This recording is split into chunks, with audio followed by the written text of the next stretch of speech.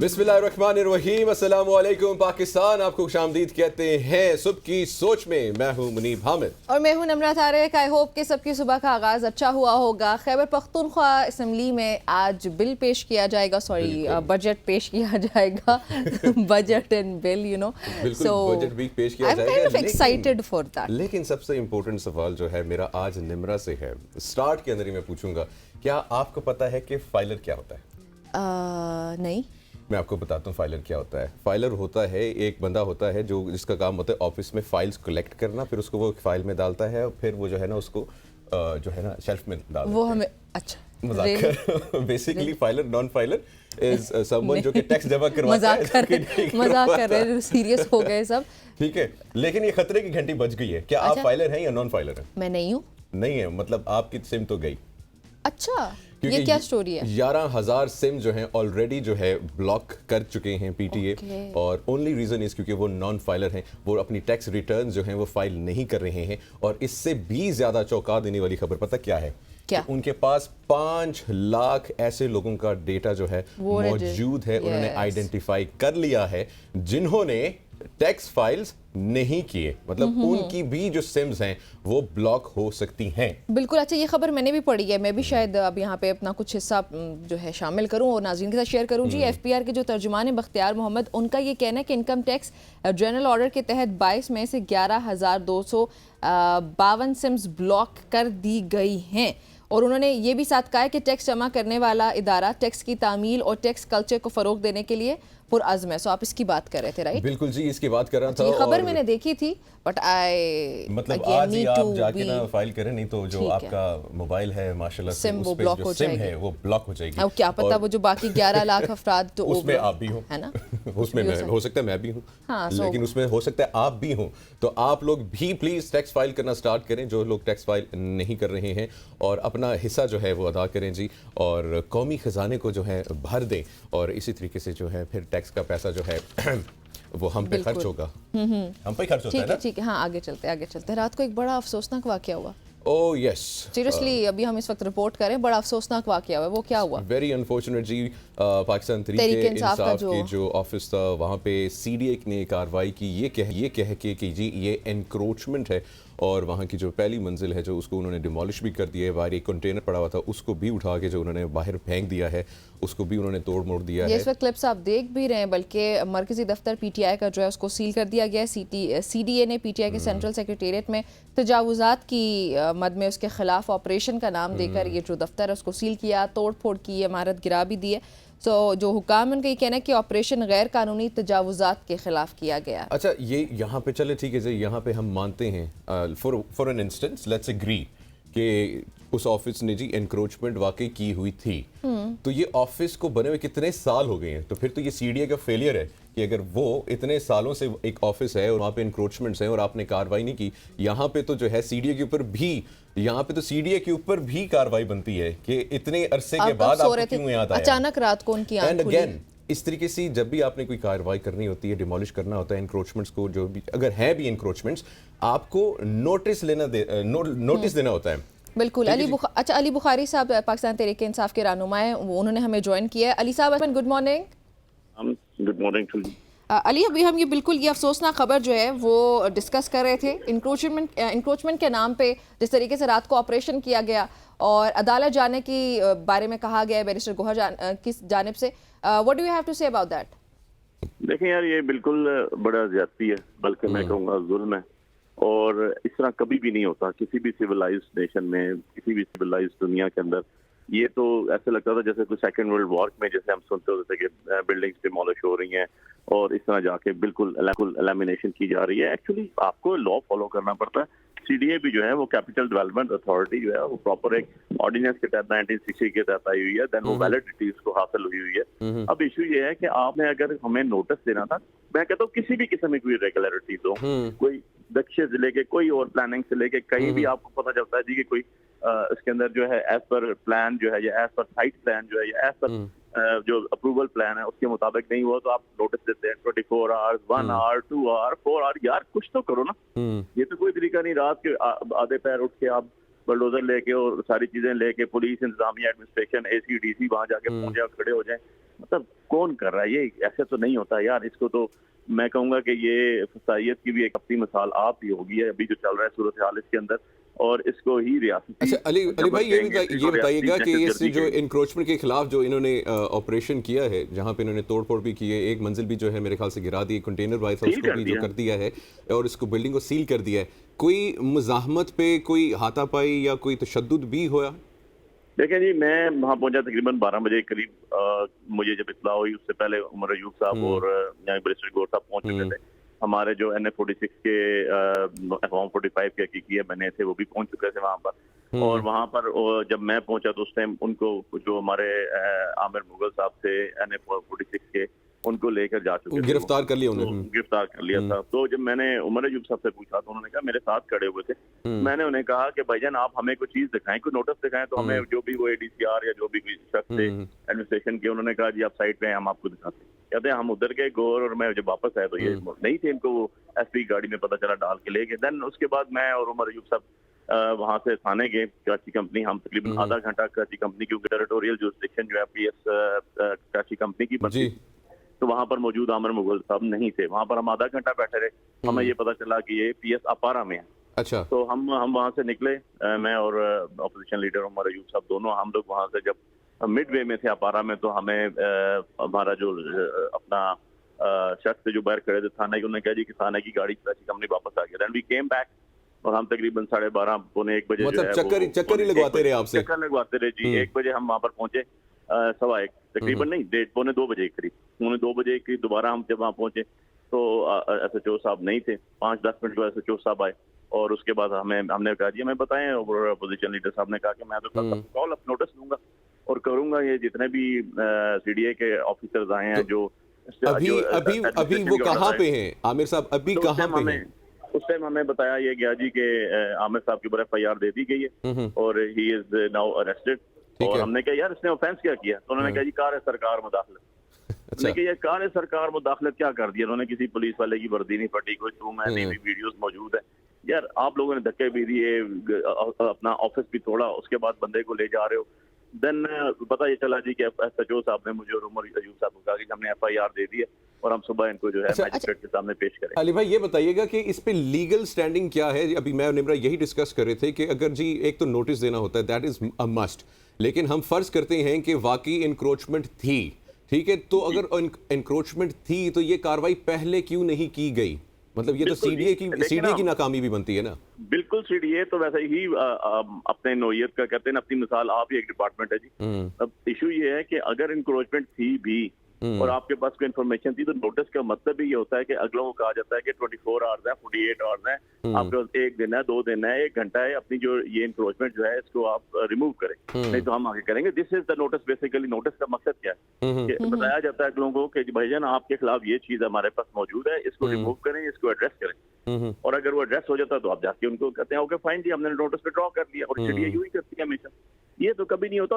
بڑی انٹرسٹنگ بات یہ ہے کہ آدھی رات کو CDA کا کون سا نوٹس آیا, کیسے آفیسرز اٹھے, وہاں کے انفورسمنٹ اٹھی, انکروچمنٹ اینٹی انکروچمنٹ ٹیم اٹھی, وہاں سے DCR اٹھا, AC اٹھا, اس کے ساتھ SP اٹھا, سارے کے سارے. تو یہ تو آلریڈی پلانڈ پروگرام تھا اور یہ کرنے کے لیے. علی صاحب جب یہ سارے پوائنٹس آپ نے CDA کے سامنے رکھے کہ اتنی کیا ہی ایمرجنسی ہو گئی ہے کہ آپ کو راتوں رات آپریشن کرنا پڑا ہے out of nowhere, without any notice, without anything, تو ان کا کیا اس پہ پوائنٹ آف ویو تھا؟ کوئی پوائنٹ آف ویو نہیں تھا جی, بس اوپر سے حکم ہے, اوپر سے حکم ہے, اوپر سے حکم ہے سر. اچھا اوپر سے حکم ہے. اوکے, اچھا یہ ان کو کہا کہ ہمیں تو شک ہو گیا کہ اللہ پاک کا حکم تو نہیں آ گیا. اوپر سے حکم ہے ان کو. لیکن کافی کارکنان گرفتار کرنے کی خبریں بھی آ رہی ہیں. لگ بھگ کتنے کارکنان ہیں تحریک انصاف کے جن کو گرفتار کیا؟ دیکھیں جی ابھی تک کیونکہ رات کو 3 بجے میں اور عمر ایوب صاحب جو ہیں ہم لوگ واپس نکلے وہاں سے, اس ٹائم تک عامر صاحب جو تھے NF48 والے وہ اریسٹڈ تھے, کیونکہ ان کا تو کنفرم ہمیں انہوں نے بتا دیا کہ جی FIR رجسٹرڈ ہے اور وہ ان کے خلاف FIR ہے. باقیوں کے تک ابھی تک ہمارے پاس کوئی پیٹنٹ انفارمیشن نہیں ہے, کیونکہ جب تک وہ FIR لے کے ایکیوز کو, سو کالڈ ایکیوز کو میجسٹریٹ کے سامنے پیش نہیں کریں گے تو پولیس تو ہمیں کچھ بتاتی ہی نہیں ہے, انفارمیشن ہی نہیں دے رہی.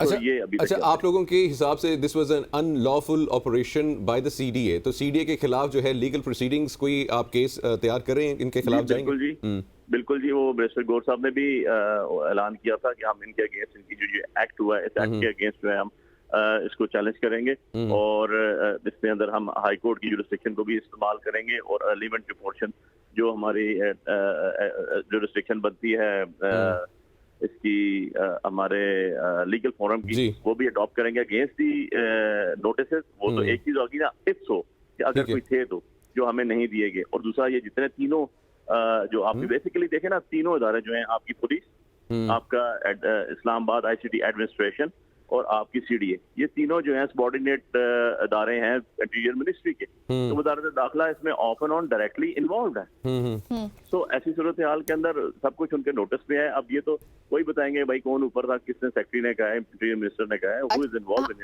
علی بخاری صاحب یہ بھی بتائیں کہ آپ کے کچھ کارکنان پہ قاتلانہ حملے ہو رہے ہیں, گرفتاریاں ہمارے سامنے, ایک سال سے زیادہ آپ کے کارکنان جو ہیں وہ یا تو روپوش ہیں یا تو اگر وہ نہیں ہیں تو وہ جیلوں میں.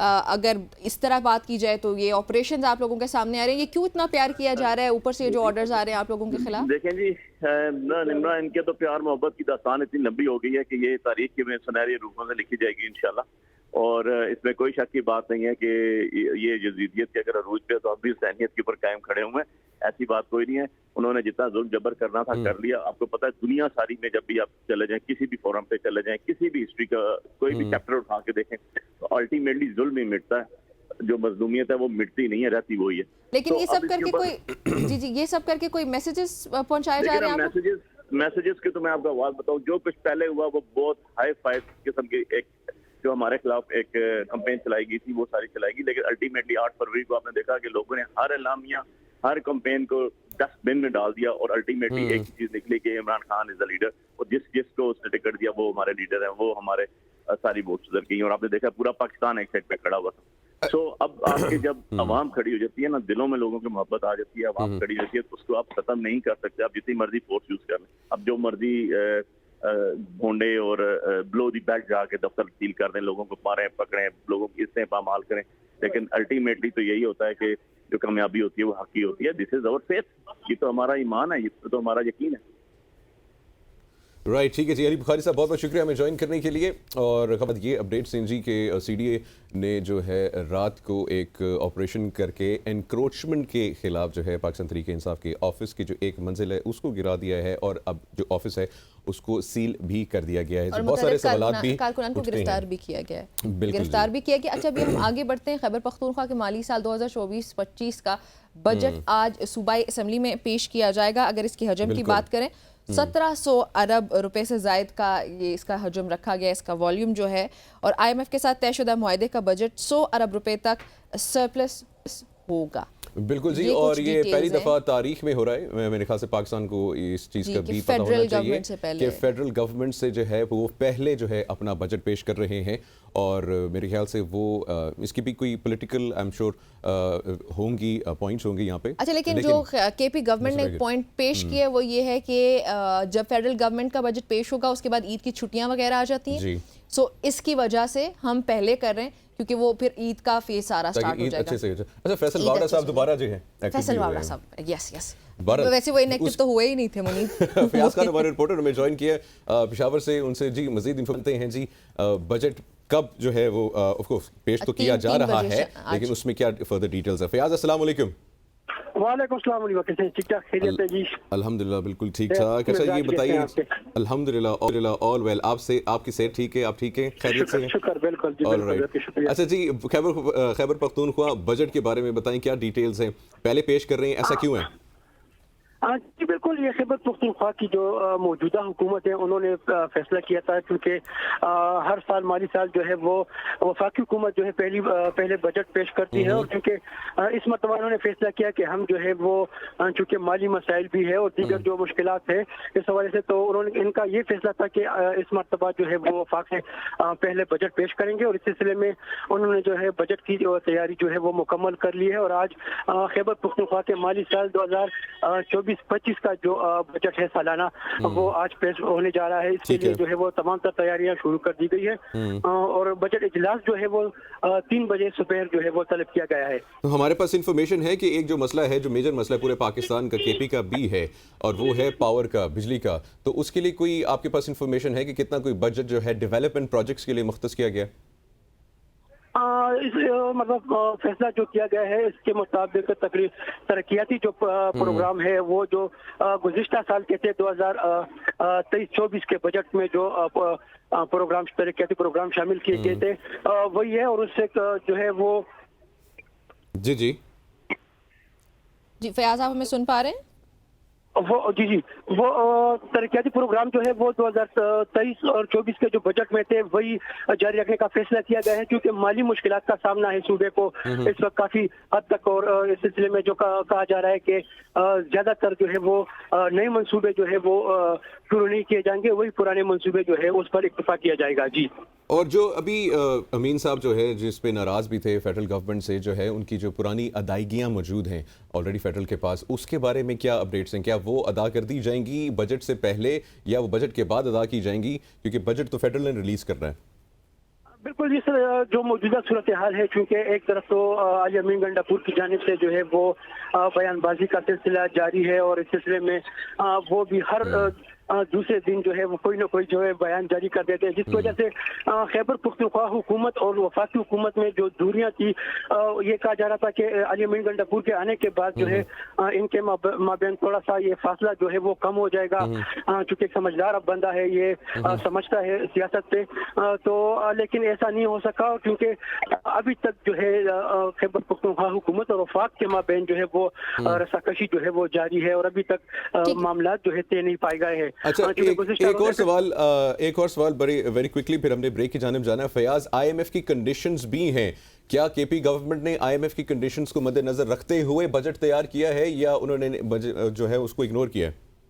نہیں جی، بالکل یہ آئی ایم ایف کی جو شرائط ہے اس پہ پورا من و ان عمل کرنے کا فیصلہ کیا گیا ہے، اور اس سلسلے میں جو ہے وہ 100 ارب روپے جو ہے سرپلس بجٹ رکھا گیا ہے۔ یہ سرپلس بجٹ جو رکھا گیا ہے یہ آئی ایم ایف کی جو شرائط ہے اس کو پورا کرنے کے لیے یہ رکھا گیا ہے۔ جی ٹھیک ہے جی، فیاض صاحب بہت بہت شکریہ جی ہمیں جوائن کرنے کے لیے، اور یہ اپڈیٹس ہیں جی کے پی گورنمنٹ کی جو بجٹ ہے جو آج پیش کیا جائے گا۔ جی بالکل ایسے ہی آج شام 3 بجے پیش کیا جائے گا، اور اس میں متعدد پروگرامز ہیں، نوجوانوں کے لیے بھی آئی ایم ایکسپیکٹنگ کہ کچھ پروگرامز جو ہیں وہ متعارف کروائے جا چکے ہیں، اور اس کے لیے بجٹ مختص کیا گیا۔ بجلی کی بھی بات چیت ہم نے کرنی ہے کہ بجلی کا شارٹ فال جو ہے وہ پورے ملک میں ہی ہم دیکھتے ہیں، اتنی زیادہ گرمی بڑھتی چلی جا رہی ہے، اس گرمی میں اوور آل اگر پورے ملک کی کسی ایک شہر میں نہیں، لوڈ شیڈنگ وغیرہ بڑھتی چلی جا رہی ہے، ملک بھر میں جو بجلی کا شارٹ فال ہے وہ 6623 میگا واٹ تک پہنچ چکا ہے۔ بالکل، لیکن یہ بات جو ہے ہم نے بریک کے بعد کرنی ہے، تو ذرا آپ لوگوں نے کہیں جانا نہیں ہے، بجلی کے شارٹ فال کے اوپر جو ہے بات کریں گے ایک چھوٹے سے بریک کے بعد۔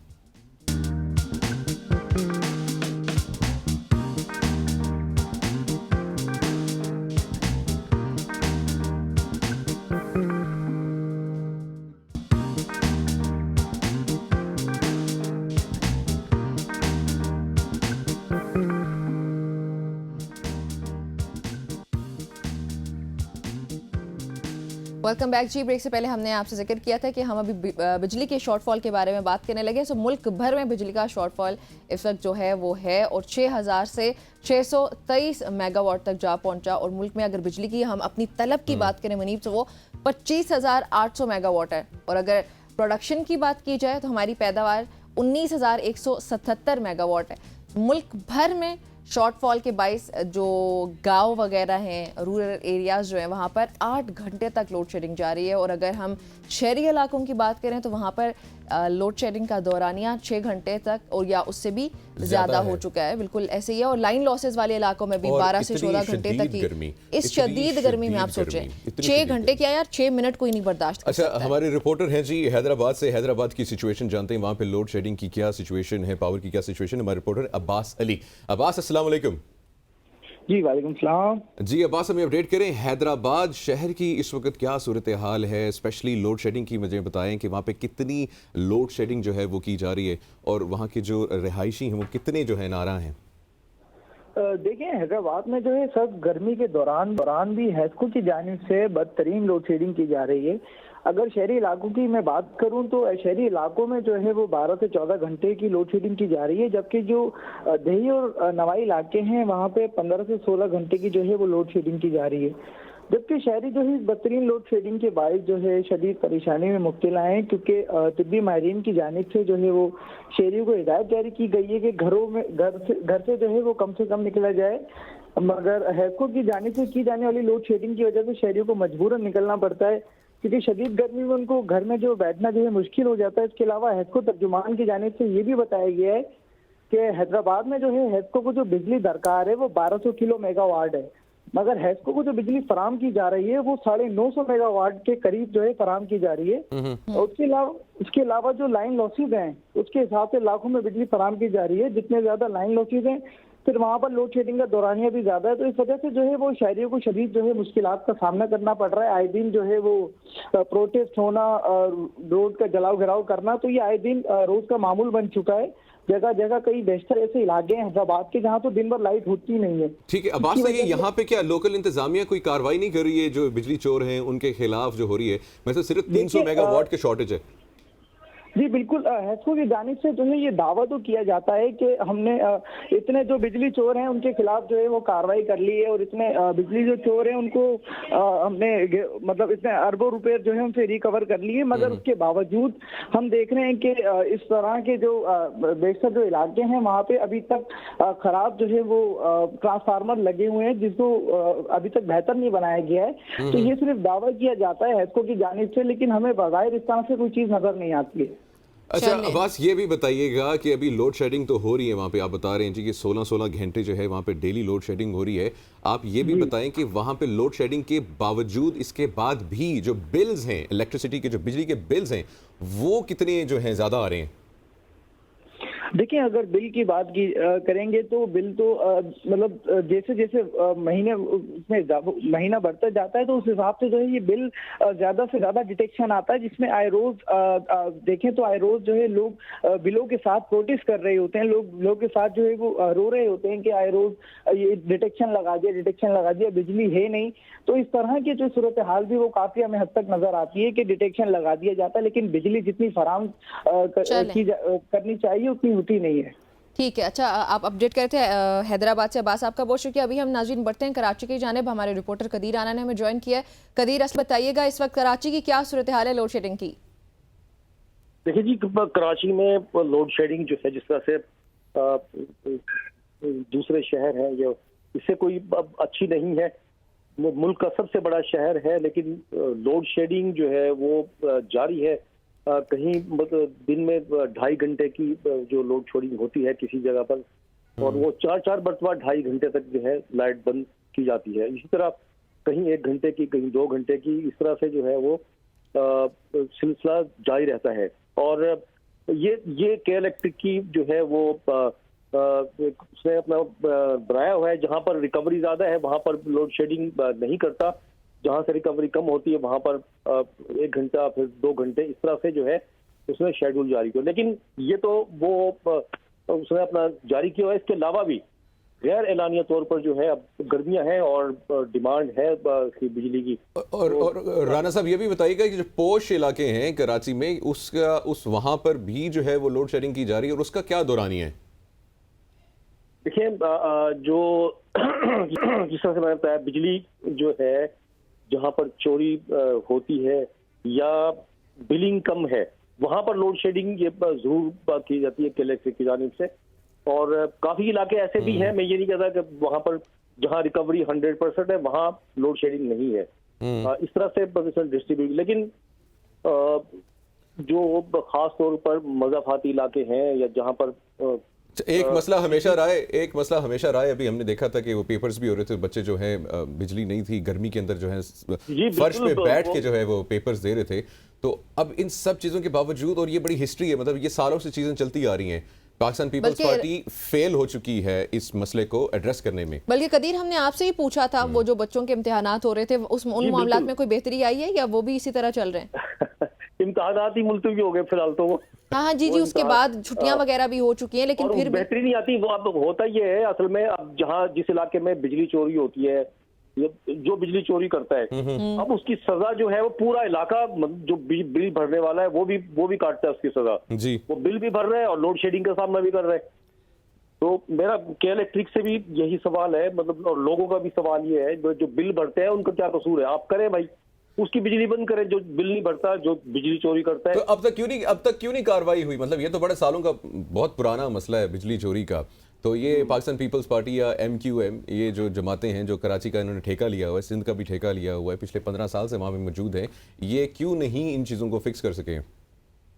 سب ایک دوسرے پہ جو ہے, دیکھو یہ سیاست ہے, سیاسی بیانات تو ضرور آتے ہیں کہ الیکٹرک کیوں. اب سندھ اسمبلی میں بھی بحث ہوئی بہت زیادہ, اور کے الیکٹرک میں بڑی تنقید کی گئی, پیپلز پارٹی کے لوگوں نے بھی کی, MQM کے لوگوں نے بھی کی.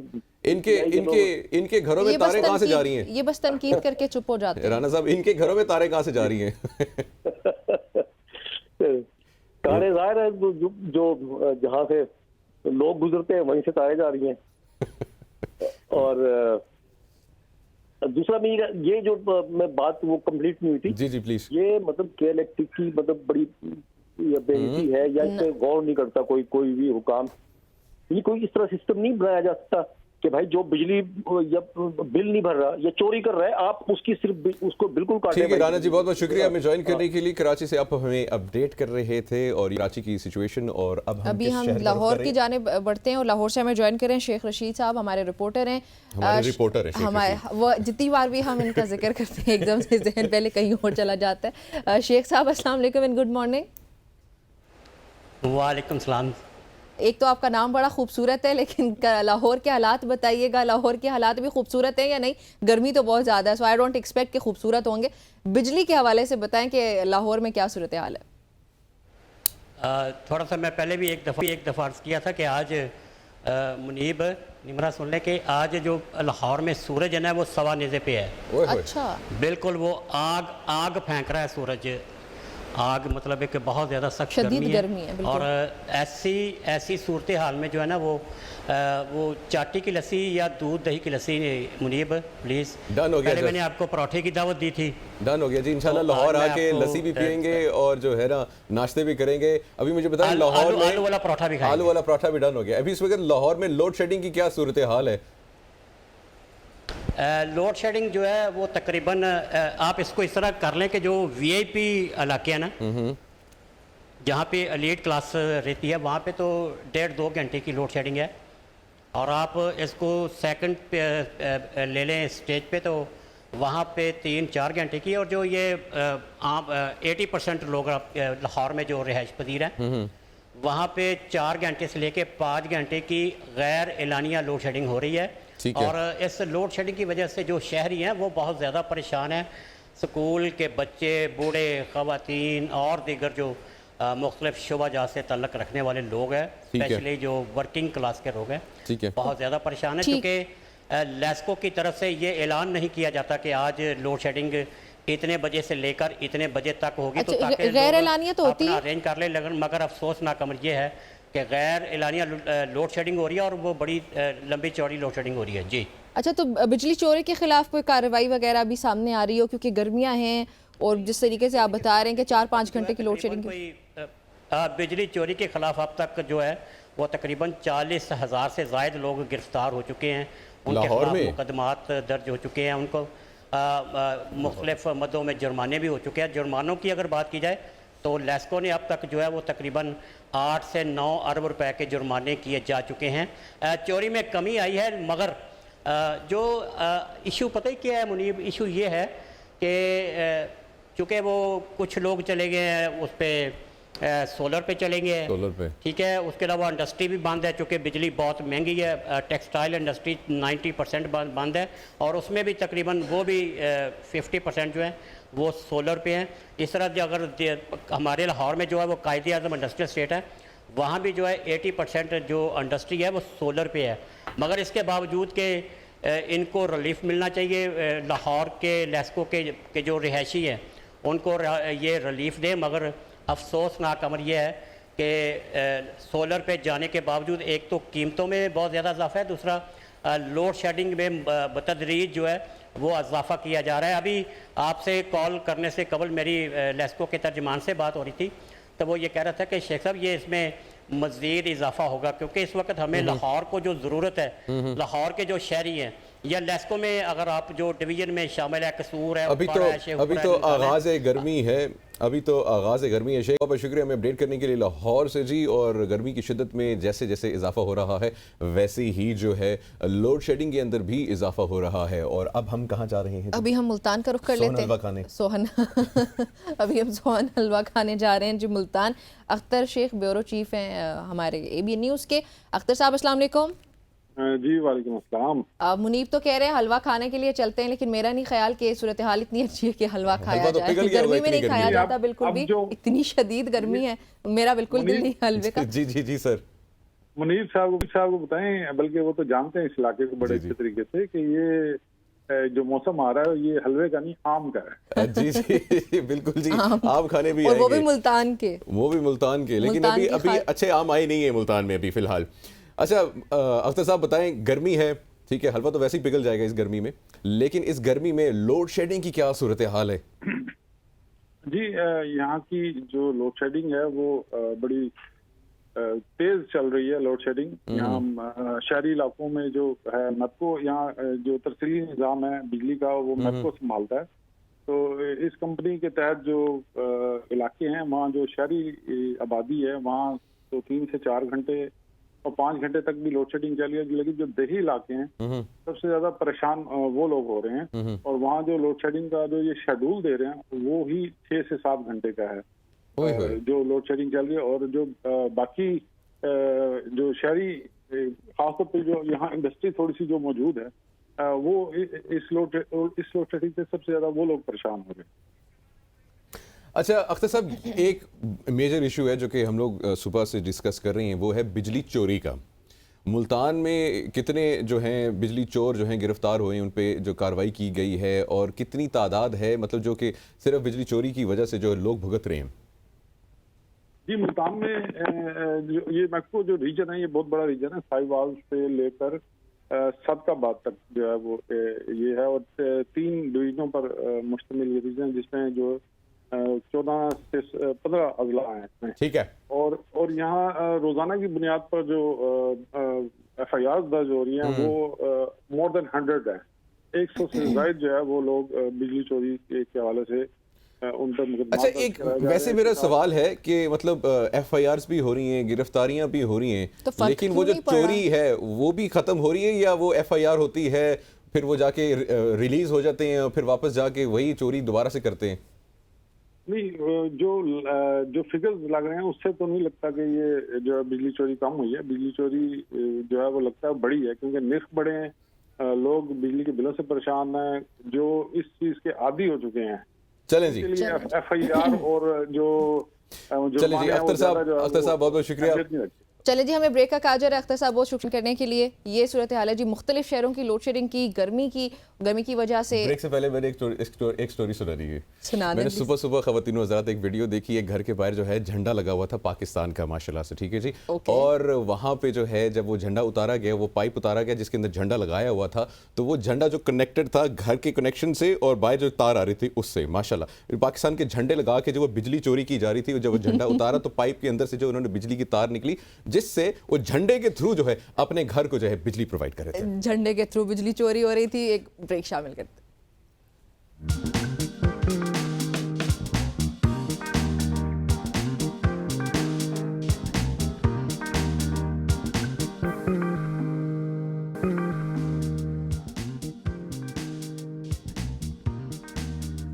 ویلکم بیک ایوری بڈی. ابھی ہم کچھ بات کرنے لگے کہ پاکستان میں ہونے والی انویسٹمنٹ کے حوالے سے کل ایک اچھی خبر ہمارے سامنے آئی ہے.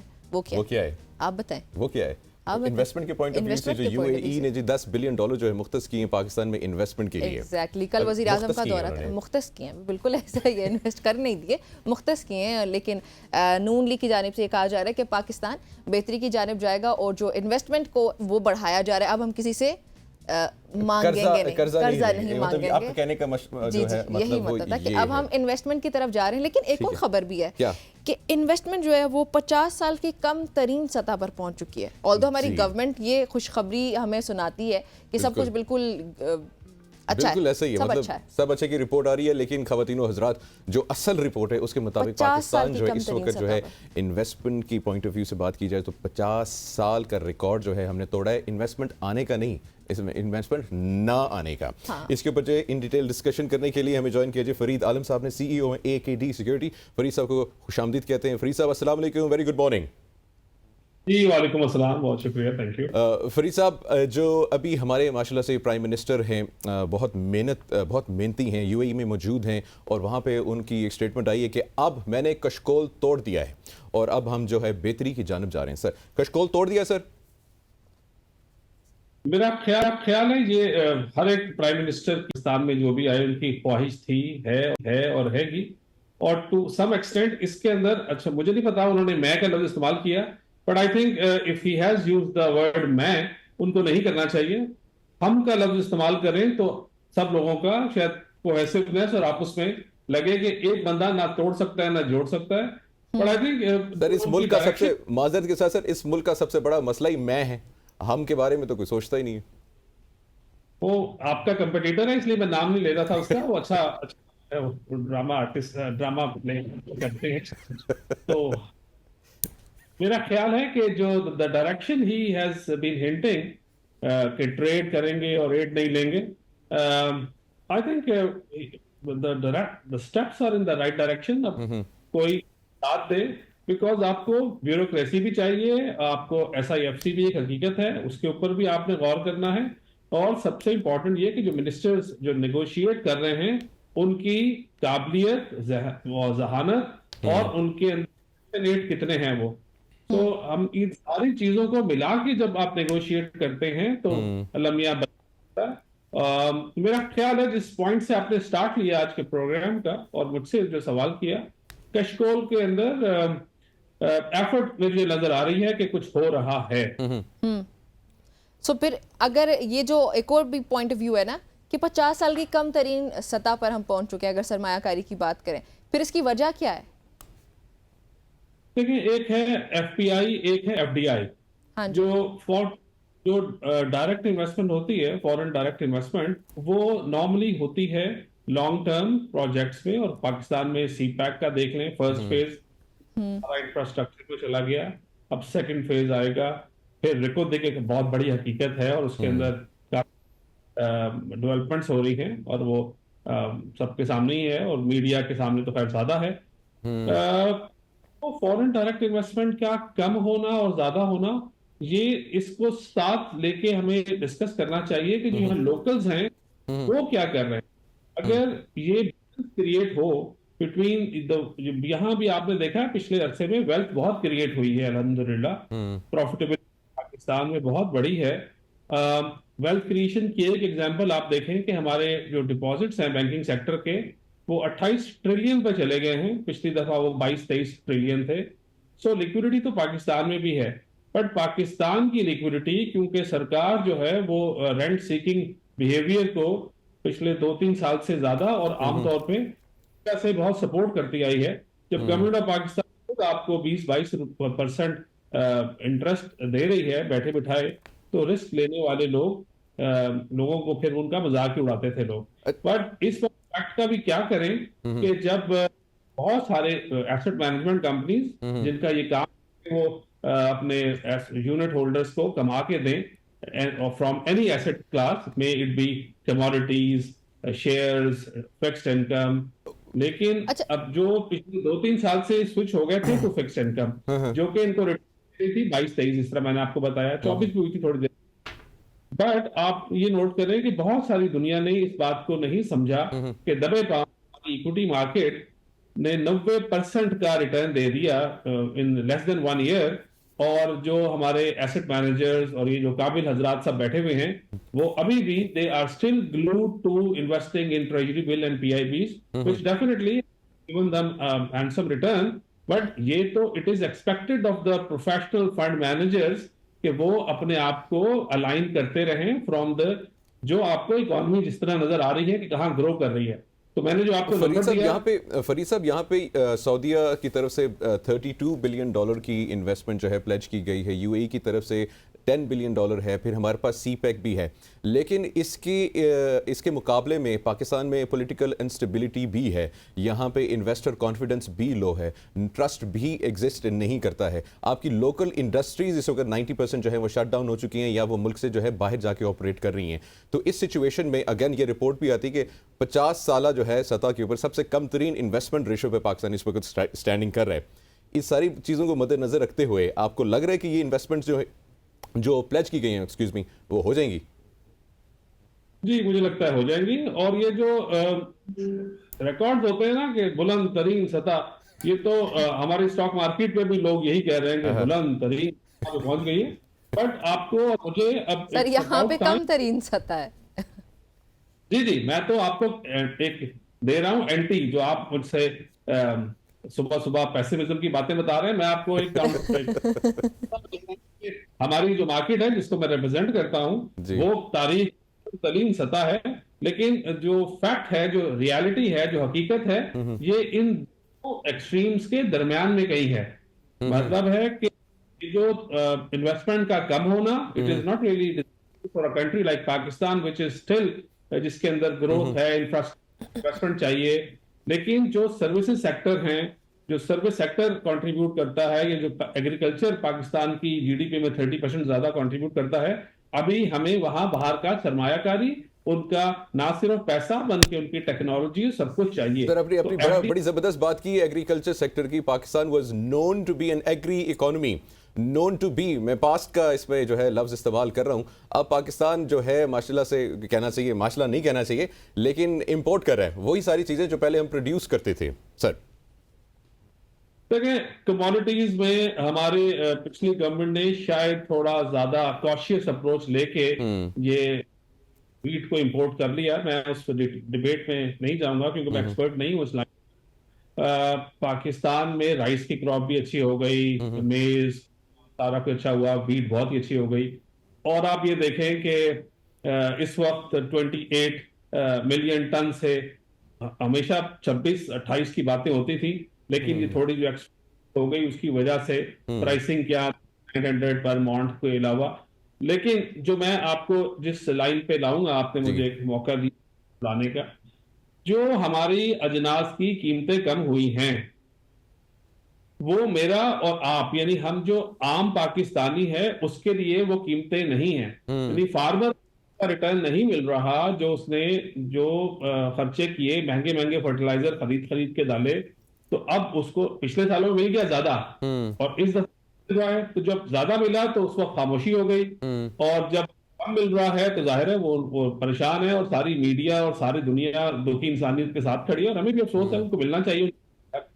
لیکن میں یہ آپ سے کہنا چاہوں گا کہ جو مارکیٹ کی اور جو میڈیا کی رپورٹیں ہیں کہ جی 3,000 پر مونٹ گندم مل رہی ہے, میں برانڈز جو فلاور کو دیکھتے ہیں اس کو تو میں چھوڑ دوں, برانڈز تو اپنی کم نہیں کرتے, لیکن میں اپنے محلے کے جو بالکل جو چکی والے سے پوچھا تو وہ بھی ابھی بھی اس نے ریٹ کم نہیں کیا, وہ ابھی بھی 130 روپے پر کے جی ہی دے رہا ہے.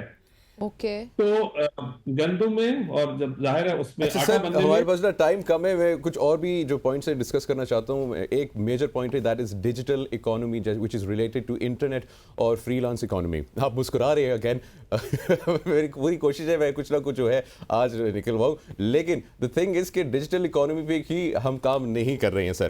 اور اگین انٹرنیٹ بندش ہے, ٹویٹر بند ہے, یوٹیوب کو بند کرنے کی پلاننگ کی جا رہی ہے, ہماری 70% یوتھ ہے اس کا بھی ٹرسٹ اس وقت ایگزسٹ نہیں کر رہا ہے. سر آگے کیسے بڑھیں گے؟ دیکھیں اس کا پہلا آنسر تو یہ ہے کہ ہماری جو آئی ٹی کی برآمدات ہیں, جو ایکسپورٹ ہے, وہ ہمیشہ بہت زیادہ ہے جتنی ہماری رپورٹ ہوتی ہے, بٹ آپ اس کے اوپر کنٹرول نہیں لگا سکتے. اور آپ ایئرز جو آپ نے ان کے ریپیٹریشن آف کیپٹل کے اوپر تھوڑے جو امبارگوز یا سختیاں کی, تو ہماری ہے وہ ایکسپورٹ تو بہت کر رہی ہے, لیکن وہ پروفٹ کو, ریونیو کو پاکستان بک کرے یا یہاں باہر کرے, وہ آپ اس کو دنیا میں کوئی نہیں آج تک پکڑ سکا, تو آپ کیسے پکڑیں گے؟ بٹ اسٹل آپ نے اس دفعہ نوٹ کیا ہوگا کہ پاکستان نے پہلی دفعہ جو پاکستان کی ایکسپورٹ ہے آئی ٹی کی وہ خاصی انکریجنگ آئی ہے. تو جو آپ نے میں تو آپ سے یہ ریکویسٹ کروں گا, یو بینگ ینگ, جی جی جب بھی آپ کریں تو جو ایک ہیڈ لائن نیوز بنتی ہے پاکستان میں, اور پازیٹیو نیوز کا باہر کوئی نہیں ہوتا, اور نیگیٹو نیوز صبح شام سوشل میڈیا بیٹھ کے اس کے اوپر خود بھی پریشان ہوتا ہے اور دوسروں کو بھی کرتا ہے, تو 2-4 نمبرز اکٹھے کر کے کریں, کیونکہ it is true what ever you just stated in the beginning of your program, but beyond life ہے یہ جو ایکسپورٹ کا پاکستان میں جو پچھلے مہینے کا ریکارڈ ہے, وہ بھی تو ایک اچھا ریکارڈ ہے, اتنا کبھی پاکستان نے رپورٹ نہیں کیا. میرا یہ کرتے ہیں, but official reporting of I T exports in Pakistan last month was history. جی جی بالکل ہسٹری تھی, اور لیکن اس کو سر مزید بہتر کیا جا سکتا ہے. اگین جو میرا ایک کویشچن ہے نا سر, آپ ماشاءاللہ سے میرے سے بہت زیادہ ایکسپیرینسڈ ہے. ایک میں نے نا سوشل میڈیا کے اوپر میں نے کوٹ دیکھا, کسی نے نا کوئی اپنی اسٹیٹمنٹ لکھی ہوئی تھی کہ ہم پاکستان کے اندر کیوں انویسٹ کریں جبکہ اس کے کرنٹ اس وقت جو لیڈرز ہیں, بیٹ پالیٹیشینز جو مختلف جماعتوں سے ہوں, ان کی اپنی انویسٹمنٹس جو ہیں وہ ملک سے باہر ہیں. جب وہ پاکستان میں انویسٹ نہیں کرے تو ہم پاکستان میں کیوں انویسٹ کریں؟ اگر تو آپ کی مسکراہٹ بہت اچھی ہے ماشاءاللہ سے, اللہ برقرار رکھے سر. اور آپ نے میرے جو گرے بال دیکھ کے میرے بہت زیادہ ایکسپیرینس کر دیا, اتنا ایکسپیرینس ابھی نہیں ہوا مجھے, بٹ میں یہ کہوں کہ جو آپ نے جو بات کی, اگر تو وہ بندہ جس نے یہ ڈیپینڈنگ جس نے ٹویٹ کی یا جو میسج لکھا کیا وٹ ایور, تو اگر تو اس کے آئیڈیل وہ پولیٹیشین ہیں جن کے پیسے باہر ہیں, تو ان کو صاحب کو بھی اور ان میڈیا کے جو چاہنے والوں کو ان کی رپورٹ کے پاکستان سے باہر جانے کی کوشش کرنی چاہیے. بٹ اگر اس کے جو پرسنالٹیز جن کو دیکھ کے آگے بڑھے لائف میں, اور پاکستان دیکھیں بہت سارے پولیٹیشینز جو ہیں, they are politicians because they are politicians, ان سے کوئی بہت اچھے کی امید رکھنا تھوڑا سا مشکل کام ہے. آئی ایم ناٹ اونلی, میں خدا نخواستہ پاکستانی پولیٹیشینز کی بات نہیں کر رہا, میں تو جرنلائزڈ ایک بات کر رہا ہوں کہ اگر تو وہ فائنانس کا بچہ ہے یا کوئی ینگسٹر ہے یا کوئی پروفیشنل ہے, he should be balancing, or he should not only be looking at the foul play of the political parties and the politicians in Pakistan. So پیسہ باہر اندر سب ٹھیک ہے, اگر بعض لوگوں نے باہر پیسہ کمایا ہے اور باہر ہی رکھا تو ان کو لانا ضرور چاہیے, بٹ جو باؤنڈریز ہوتی ہیں, پیسہ جو سرمایہ ہے اس کے لیے کوئی یہ جو نظریاتی تو شاید ہو سکتی ہے باؤنڈریز, لیکن یہ پیسہ جہاں اس کو ریٹرن ملتا ہے پیسہ وہاں پہنچ جاتا ہے. اچھا سر, ہمارے پاس 1 منٹ ہے اور میں آپ سے اینڈ میں ریکویسٹ کروں گا, keeping in mind the current situation جتنی بھی پاکستان کی ہے, اب اس پہ مزید بہتری لانے کے لیے کون سی جو ہے, اگر میں آپ سے کہوں 3-4 چیزیں ہیں وہ کرنی چاہیے؟ لیکن پاکستان میں ایشو بزنسز کا اور ہم سب لوگوں کا ایک انفلیشن ہے, ابھی تھوڑی دیر رہے گا. انفلیشن, ہیڈ لائن انفلیشن سب کچھ کم ہونا شروع ہو گئی ہے, لیکن اس کو سیمنٹ کرنے کے لیے جو پالیسی ریٹ ہے اس کو کم کرنا پڑے گا. پالیسی ریٹ کم کرنا پڑے گا. سر معذرت کے ساتھ انٹرپٹ کرنا پڑا ہے کیونکہ وقت کی قلت ہے, لیکن اللہ پاک جو ہے آپ کو اسی طرح مسکراتا ہوا رکھے, اور بڑا زبردست ہوا جی آپ سے گپ شپ, اور یہ سچویشن ہے جی خواتین. فرید عالم صاحب بہت شکریہ ونس اگین ہمیں جوائن کرنے کے لیے. بالکل ایسے ہی, ابھی ہم جلدی سے ایک بریک شامل کرتے ہیں.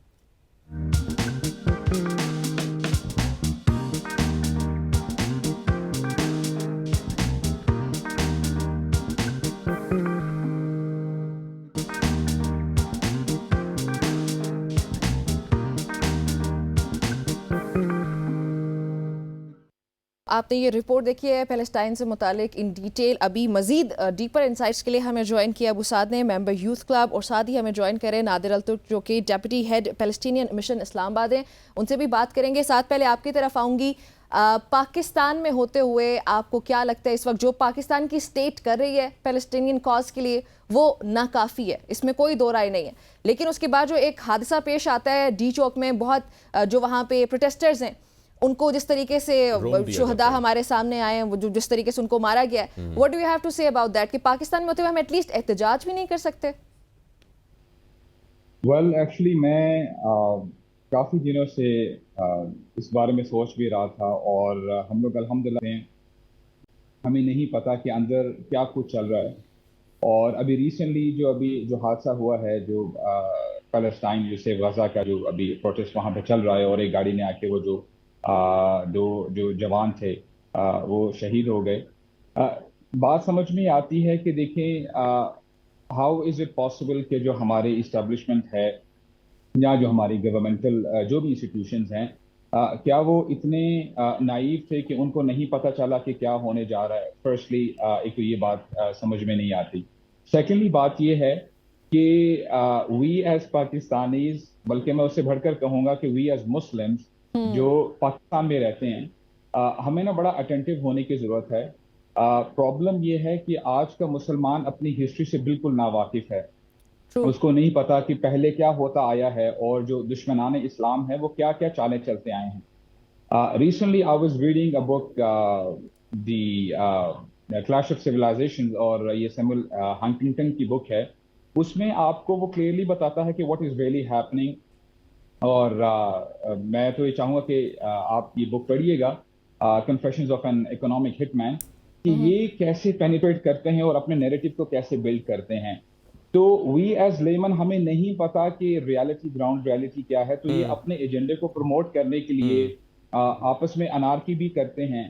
اور اگر آپ کچھ سال پہلے چلے جائیں، شروع میں تو یہ جو نعرے تھے بڑے اچھے لگتے تھے کہ جی ہمیں آزادی چاہیے، چاہے آپ ایجپٹ کی بات کر لیں، شام کی بات کر لیں، لیکن اینڈ ریزلٹ جو ہے وہ آپ کے اور میرے سامنے ہے. اور اب یہ کل کی بات ہے، 2011-12 کی بات ہے. تو میں یہ چاہتا ہوں کہ ہم لوگ خاص کر جو ہمارے جو امپورٹنٹ لوگ ہیں جو کہ گورنمنٹ کے اندر ہیں، جو کہ واقعی جانتے ہیں کہ کیا کچھ ہو رہا ہے، جیو پالیٹکس کیا چل رہی ہے، جب تک ان کے بارے میں ہم نہیں جانتے تو ہم اپنی ایک رائے تو دے سکتے ہیں، لیکن رائے کو بھی ہم ایسے طریقے سے دیں کہ یہ نہ ہو کہ اگر وہ غلط ہو تو اس کے جو ہے نا میسج کی طرف جو ہے اس کا غلط امپریشن جاتا ہے. تو میں یہ چاہتا ہوں کہ اس میں تو کوئی بات یعنی دو رائے نہیں ہے کہ آپ نے کہا کہ جی ہماری گورنمنٹل انسٹیٹیوشن جیسے اقدام لینے چاہیے نہیں لے رہی. ہم دعا کر سکتے ہیں اور ہم یہ چاہتے ہیں کہ کچھ نہ کچھ کریں، ہم کچھ نہ کچھ کریں. اس کی وجہ یہ ہے کہ ابھی ریسنٹلی تقریباً 1-2 ہفتے گزرے ہیں، E7 میں مجھے موقع ملا، یہ فلسطین سے ہی ماشاءاللہ ایک شیخ آئے ہوئے تھے، تو ان کا جمعہ کا خطبہ تھا. And I happen to translate this خطبہ. تو وہ بتاتے ہیں کہ ابھی اس وقت جو غزہ میں ہو رہا ہے، اللہ تعالیٰ ان کے لیے آسانی پیدا فرمائے.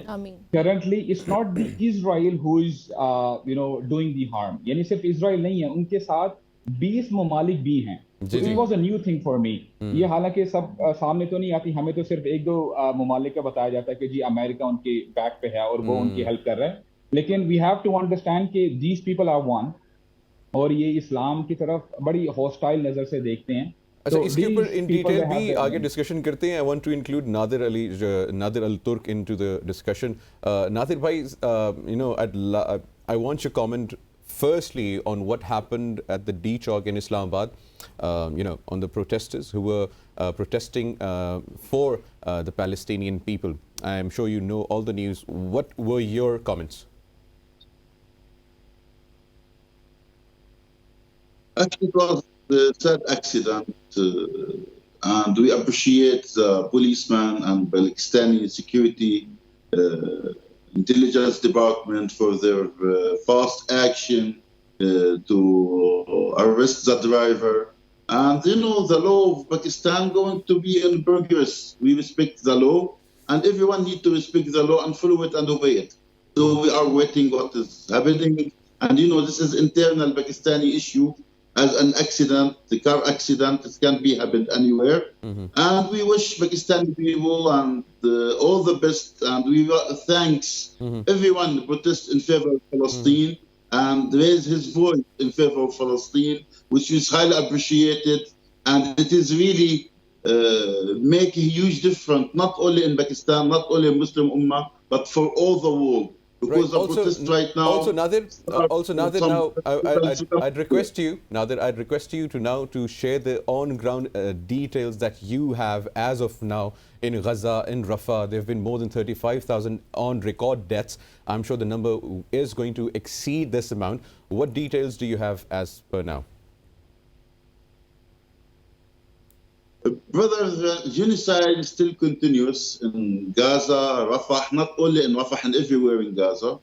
And even there is a huge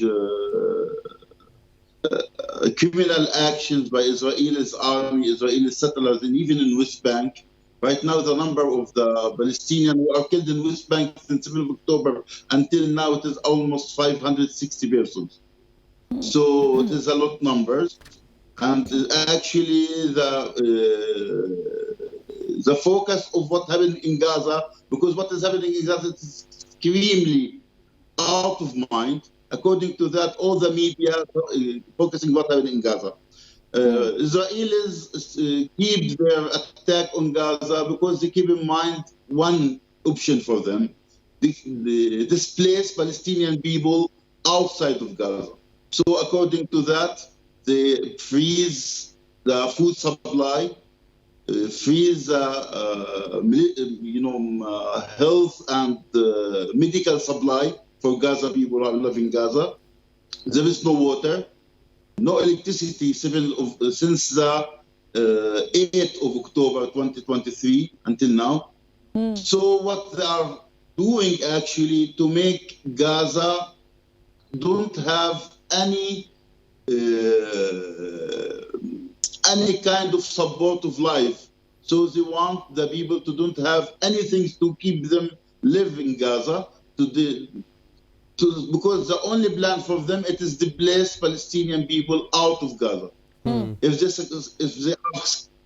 succeed in that, this is going to be the next step: displace the Palestinian out of West Bank, include Jerusalem, to control Aqsa Masjid and become a Jewish temple once forever. And if they succeed of that, they're going to be the future of the region. This is going to be the future of the region. Okay. Yes.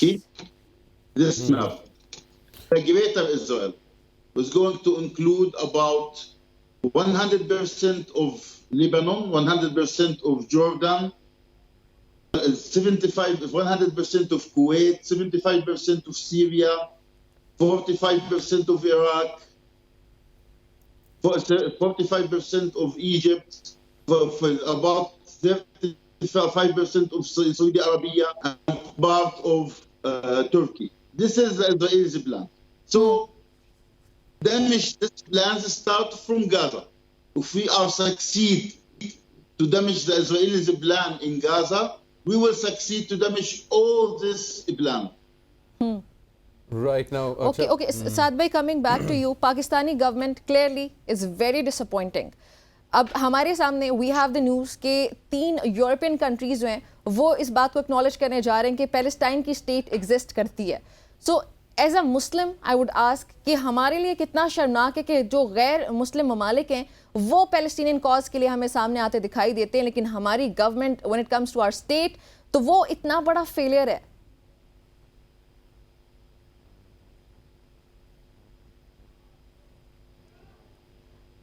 جی سر، آپ کی آواز نہیں آ رہی میرے خیال سے جو ہے. سر بھائی give us a second. Okay, my bad. You're audible now. It was Yes. muted.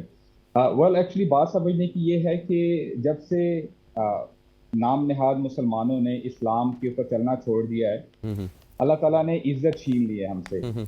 اب آپ کی بات میں تو کوئی دو رائے نہیں ہے کہ جو اسلام کو نقصان پہنچانا چاہتے ہیں وہ فور فرنٹ پہ آ کے اپنا جو بھی پلان ہے اس کو ایگزیکیوٹ کر رہے ہیں. بات سمجھنے کی یہ ہے کہ ہم لوگ نا تچر بچر ہوئے ہوئے ہیں. ہم لوگ ہر بندہ اپنی مسجد میں بیٹھا ہوا ہے، ہر بندہ اپنی لابنگ کر رہا ہے، اپنے فائدے کے بارے میں سوچ رہا ہے. These people are one. یہ اپنے جو ایجنڈا ہیں، جو بھی ان کی پلاننگ ہے اس کے اوپر کام کر رہے ہیں، اور یہ آج سے کام نہیں کر رہے. 1917 میں جب یہ ورلڈ وار 1 ہو رہی تھی اور برٹش اور جو فرینچ ساتھ میں جب لڑ رہے تھے تو انہوں نے آپس میں نقشے کھینچ لیے تھے کہ ہم نے تو جیت ہی جانا ہے اس جنگ کو، تو یہ حصہ ہم لیں گے، یہ حصہ تم لے لینا.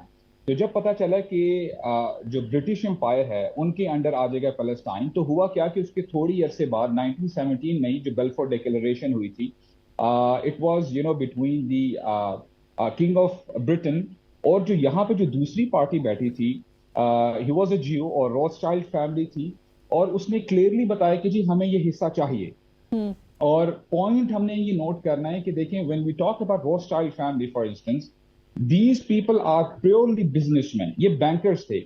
اب بندہ یہ سوچنے بیٹھ جائے گا کہ یعنی فلسطین کا اور یہ بزنس کے ساتھ کیا تعلق ہے. یہ کر تو اپنا ہی کام رہے تھے جو بھی ان کا بزنس تھا وغیرہ, لیکن ان کا جو ٹارگٹ تھا کہ ہم نے اس جگہ کو اچیو کرنا ہے, and they really did it.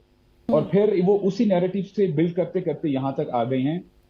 Problem یہ ہے کہ آج آپ کو فلسطین کے ایشو کو سیل کرنا اتنا بڑا مسئلہ نہیں ہے, کیونکہ ہر بندہ اب تو بات یہاں تک پہنچ چکی ہے کہ جو نان مسلمز ہیں وہ بھی یہ کہہ رہے ہیں کہ واٹ از ریئلی ہیپننگ.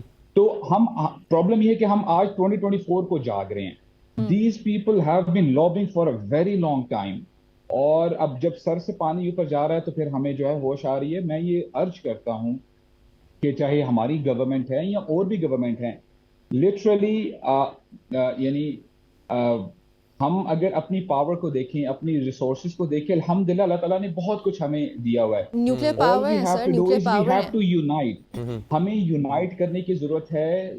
ہم نے تو چھوٹی چھوٹی باتوں پہ ایک دوسرے سے جو ہے قطع سلامی کر لی ہے, ہم ایک دوسرے سے بات نہیں کرتے, اور ایک لابنگ بنا دی ہے کہ جی ایک پرٹیکولر کنٹری ہے اس کے ساتھ کچھ ممالک ہیں یا دوسرے کنٹریز ہیں ان کے ساتھ اپنے ممالک ہیں. تو ہمیں ابھی سر جوڑنے کی ضرورت ہے. وی ہیو ٹو یونائٹ اور لابنگ کرنے کی ضرورت ہے. ہم لوگ الحمدللہ وی ایز مسلمز ہم لوگ چیریٹی تو بہت دیتے ہیں, اور یہ تو جانی مانی بات ہے کہ جی مسلمز بہت زیادہ چیریٹی کرتے ہیں, لیکن اب دیکھیں ان لوگوں کی لابنگ کی وجہ سے ہم نے اسمارٹر انویسٹمنٹ نہیں کی. These people they were investing in pushing their agendas different institutions میں. ہم نے ٹرکس بھر بھر کے فلسطین کے باہر تک تو پہنچا دیے, لیکن ان کی لابنگ کی وجہ سے انہوں نے اچھی انویسٹمنٹس کی تھی. اب دیکھیں ہمارے جو ٹرکس ہیں وہ اندر یہ آنے نہیں دے رہے. تو what we have to do is we have to work hard, we have to work smart.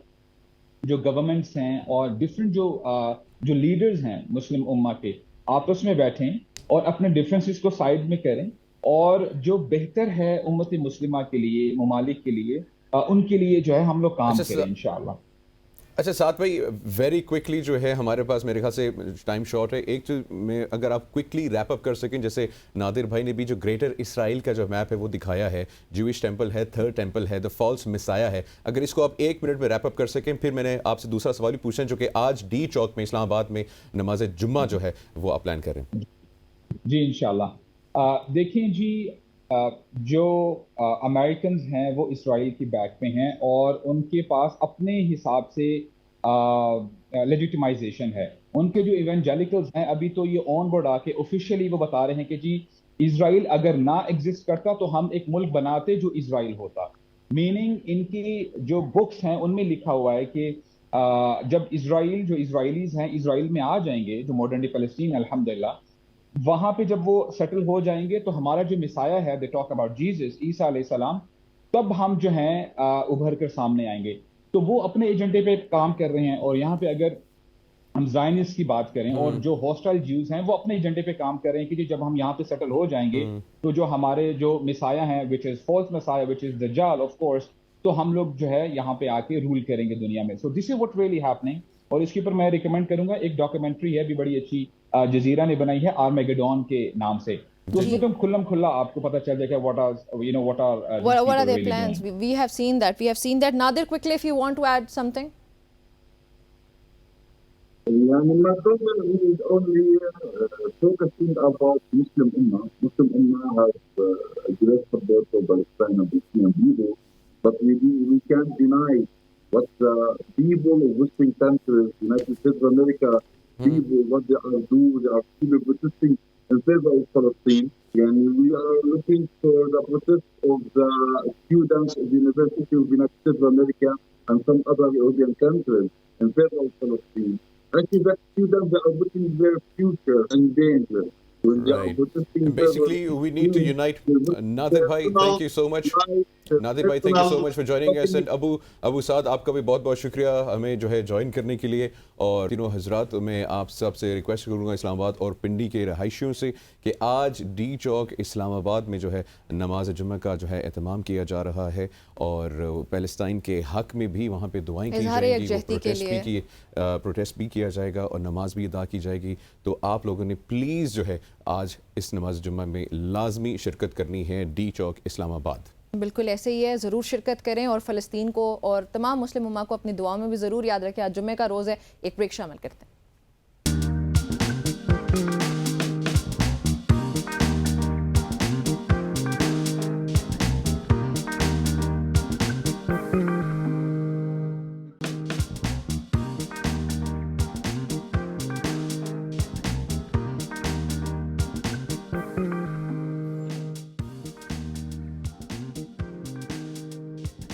Welcome back جی, ایک بار پھر خواتین و حضرات آپ کو خوش آمدید کہتے ہیں صبح کی سوچ میں. اور جہاں پہ کچھ جو ہیں کہہ سکتے ہیں افسوسناک خبریں ہوتی ہیں, وہاں پہ کچھ اچھی خبریں بھی ہوتی ہیں. اور ان اچھی خبروں میں یہ ہے جی کہ پاکستان کے جو سوئنگ کے سلطان تھے وسیم اکرم صاحب جو ہے, ان کو جو ہے کرکٹ آسٹریلیا کا جو ہے ملٹی کلچرل جو ہے ایمبیسڈر مقرر کر دیا گیا ہے, which is something very good for Pakistan. اور مجموعی طور کے اوپر جو ہے تقریباً 54 ایمبیسڈرز جو ہیں, اور وہ اس میں سے جو ہیں بھارت کے جو ہے روی شاستری سمیت جو ہے سری لنکا کے, بنگلہ دیش کے سابق کرکٹرز جو ہیں وہ بھی اس کے اندر جو ہیں وہ شامل ہے. اور ایمبیسڈرز کی تقرری جو ہے وہ 2 سال کے لیے کی گئی ہے, which is very nice. That's good for Pakistan. ایک اور انٹرسٹنگ خبر بھی ہے ہمارے پاس, وہ یہ کہ IQQ کی جانب سے 9000 کلومیٹر کے فاصلے سے چاند کی لی گئی تصاویر ہمیں مل چکی ہیں, موصول ہو رہی ہیں. یہ تصاویر فی الحال بہت فاصلے سے لی جا رہی ہیں. ڈاکٹر خرم خورشید جو ہیں, ان کا یہ کہنا ہے کہ IQQ کامیابی سے اپنا سفر چاند کے گرد جاری رکھے ہوا ہے. ہمارا جو مشن ہے کہ 200 کلومیٹر کے فاصلے سے چاند کی تصاویر لی جائیں. اچھا, دس از ویری نائس. پاکستان کا ماشاءاللہ سے پہلا مشن ہے, اور پاکستان کے اپنے جو ہے آئس کیوب جو ہے وہاں پہ سیٹلائٹ جو ہے چھوٹی سی بھیجی گئی ہے. Ice cube, it's ice cube, ice cube, it's I cube, I cube ہے, اٹس ناٹ آئس کیوب. بہرحال وہاں پہ جو ہے IQQ, اچھا it gets a bit difficult. وہ اس کو پروناؤنس کرتے ہیں, I know, جیسے آئس کیوب کیو, IQQ جو ہے IQQ جو ہے یہ ٹنگ ٹوسٹر ٹائپ ہے, ٹنگ ٹوسٹر ہے, یس. لیکن یہ مجھے بڑا اچھی لگی ہے یہ خبر پاکستان کی, اور ایک کوشش ہے. And I cannot wait for those pictures. کچھ میرے خیال سے ابھی یہ آ چکی ہیں جو ابھی ہم نے دکھائی بھی ہیں, لیکن کچھ ابھی مزید آنی ہیں. ہاں, وہ with more clarity. ہاں, اور اس میں پتہ لگے کہ چاند کی جو ہے نا گہری تصویریں جو ہیں وہاں پہ جو ہے مزیدار قسم کی تصویریں ہمارے سامنے آئیں گی. چاند پہ دکھ گیا وہاں پہ تو کیا کریں گے, ایلینز وہ تصویر میں آ جائے ہماری, وہ ایک الگ ڈیبیٹ ہے, وہ پھر ہم کسی دن کریں گے. ایک اور خبر آپ سے شیئر کرتے چلیں بھارت سے. بھارت میں ہندو انتہا پسندوں کو سوشل میڈیا پر ہندوتوا کو پھیلانے کے لیے کھلی چھٹی مل چکی ہے. فیس بک نے بھارت میں مسلمان مخالف مواد جو ہے وہ دکھانے کی منظوری دے دی. حالانکہ ریگولیشنز ہوتی ہیں, پر اس کے باوجود فیس بک پر آنے والے جو ایڈز ابھی آتے ہیں یا اشتہار ہیں, ان میں مسلمانوں کو دہشت گردوں کے طور پر دکھایا جاتا ہے یا دہشت گردوں سے تشبیہ دی گئی ہے. مودی کی جانب سے بھی میٹا کو انگریزی, ہندی, بنگالی, گجراتی میں 22 ایسے اشتہارات ہیں جو پیش کیے گئے, جن میں سے 14 کو منظور بھی کر لیا گیا. What is this behaviour Facebook? مطلب یہ جو بیہیویئر ہے یہ آف کورس ایک بہت ہی ارسپانسبل بیہیویئر ہے. اور بیسکلی جو انڈیا ہے, جس طریقے سے ہمیں پتہ ہے کہ it's one of the most populated and polluted countries in the world, تو اس پاپولیشن کا جو وہ فائدہ اٹھا کے جو ہے وہ بزنس کے پوائنٹ آف ویو سے جو ہے مارک زکربرگ کو جو ہے وہ یوز کرتے ہیں. اور مارک زکربرگ اور مودی کی دوستی بھی جو ہے وہ جانی پہچانی ہے, اس نون. اور اب بیسکلی بلکہ انٹرسٹنگ فیکٹر یہاں پہ میں آپ کو بتاتا ہوں کہ جو ساؤتھ ایشیا کا جو ہے انٹرنیٹ جو ہے سوشل میڈیا جو کنٹرول ہوتا ہے, اس کے بھی جو HQs ہیں, ہیڈ کوارٹرز جو ہیں, وہ بھی انڈیا میں موجود ہیں. اس کا کیا مطلب ہوا؟ اس کا مطلب یہ ہوا کہ جو ہم پوسٹنگ یہاں پہ کرتے ہیں, مطلب ہمارا ڈیٹا بھی وہاں پہ جاتا ہے, فلٹر ہوتا ہے. اسی وجہ سے خواتین و حضرات بہت سارے لوگ جو ہے ریلیٹ بھی کر سکیں گے اس کو, کہ ہمارے جو سوشل میڈیا اکاؤنٹس ہیں ان کو بین کر دیا جاتا ہے, ان کو شیڈو بین کر دیا جاتا ہے. پاکستان کے خلاف جو ہے فیس بک کی ایک الگ پالیسی ہے, انڈیا کے خلاف فیس بک کی ایک الگ پالیسی ہے, جس کے اوپر میں سمجھتا ہوں the state of Pakistan should permanently ban Facebook جو ہے یہ پاکستان سے, انلیس وہ جو ہے ہمارے جو ہے ٹرمز کے اوپر کام نہیں کرتے ہیں. اچھا, ہمارے ٹرمز نہ بھی ہوں, اوور آل اگر آپ دیکھا جائے سوشل میڈیا پر کئی بار آپ نے دیکھا ہوگا کہ جو کانٹینٹ آپ شیئر کرتے ہیں کلیئرلی مینشنڈ ہوتا ہے ہیٹ سپیچ. اگر آپ کچھ کانٹینٹ کو رپورٹ کرتے ہیں تو وہ آپ سے ریزنز پوچھتا ہے کہ آپ کو یہ رپورٹ کیوں کرنا پڑا ہے. کانٹینٹ اس میں ہیٹ سپیچ, ڈیروگیٹری ریمارکس, کچھ بھی ہو سکتا ہے. اب فیس بک کو کیا نہیں پتا ہے کہ یہ ہیٹ سپیچ ہے یا یہ جو کانٹینٹ شیئر کیا جائے گا, جو اشتہارات صرف چل رہے ہیں, جو کہ منظور بھی ہو چکے ہیں. 14 ایسے ہیں جو کہ منظور ہم نے ہوئے. وہ پیلسٹینین سٹوری بھی کی ہے, تو آپ دیکھ لیں گے سوشل میڈیا کے اوپر اگر آپ لوگ پیلسٹائن کے حق میں کوئی چیز اپلوڈ کرتے ہیں تو اس کو ٹیک ڈاؤن کر دیا جاتا ہے, بلکہ آپ کا اکاؤنٹ ہے اس کو فلیگ کر دیا جاتا ہے. فلیگ کرنے سے مقصد یہ ہے کہ وہ جو ہے نوٹس میں آ جاتا ہے, ان کی لسٹ میں آ جاتا ہے, اور اس کی ریچ بہت کم ہو جاتی ہے اس اکاؤنٹ کی, وہ لوگوں تک پہنچتا نہیں ہے وہ کنٹینٹ. تو کیا فیس بک کو نہیں پتا ہے کہ یہ جو مودی سرکار کی جانب سے ان کو یہ اشتہارات دیے گئے یہ مسلمان مخالف ہیں just to win the elections. وہ Muslim card, anti Muslim card ہمیشہ سے پلے کرتے آئے, اور یہ پوری دنیا کو پتہ ہے, صرف ہندوستان کے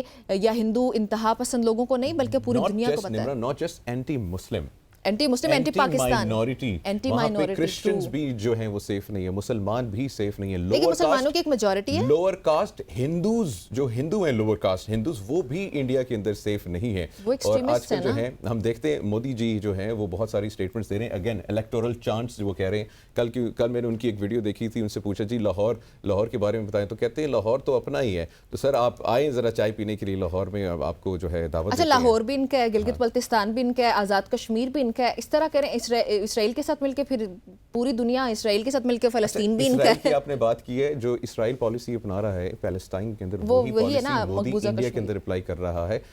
اسرائیل جو ہے وہ اس کو جیو اونلی اسٹیٹ بنانا چاہتا ہے, اور انڈیا مودی جو ہے ہندوتوا, ہندو اونلی اسٹیٹ. اور وہ بھی آپ والی بات دوبارہ میں منشن کروں گی کہ اپر کلاس ہندوز, کیونکہ ان کی اپنی ہی اندر جو ریلیجن ہے اس میں اتنی زیادہ ڈسکرمنیشن ہے کہ ان کی جو تھرڈ کلاس ہندوز ہوتے ہیں ان کو یہ بڑی بری طریقے سے ٹریٹ کرتے ہیں.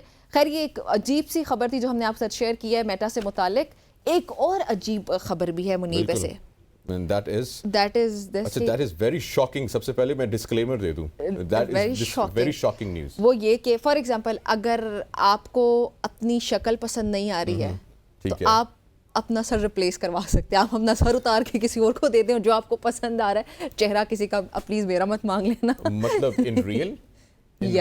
Yes, for real.